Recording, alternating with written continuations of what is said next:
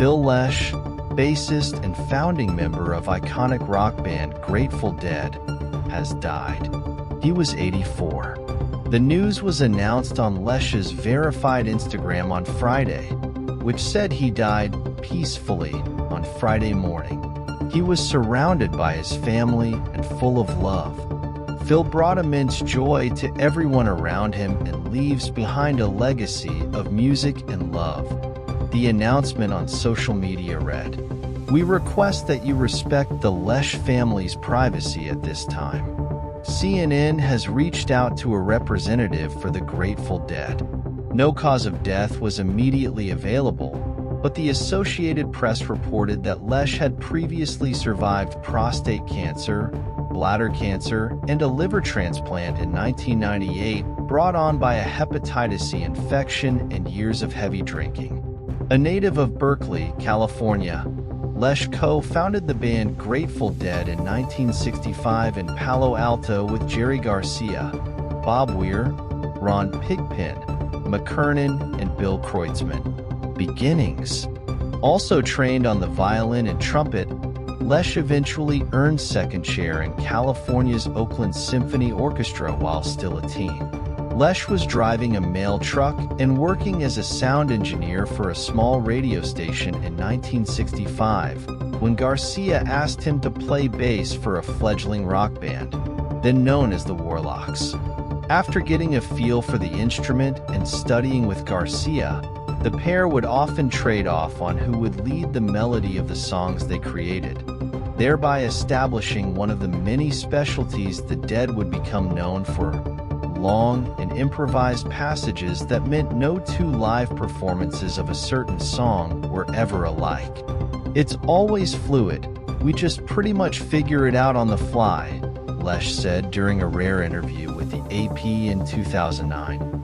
"You can't set those things in stone in the rehearsal room." Although mostly known for his legendary and freestyle bass playing, Lesh composed music for some of the band's most beloved songs, and also occasionally provided vocals. Among those tracks were Pride of Cucamonga, Unbroken Chain, and Box of Rain.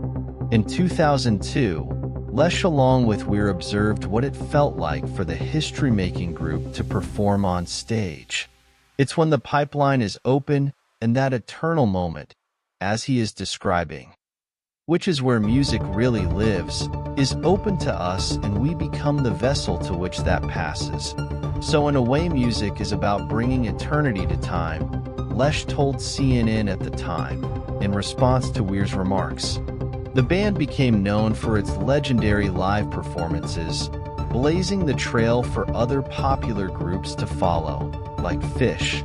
Regarding the Dead's staunch fanbase and following, Lesh said in 2002 that it's the community that really generates this music, and we are just there on the receiving end to tap into the pipeline and feed it back to them, maybe at a higher level. So we get it from them, and we give it back to them.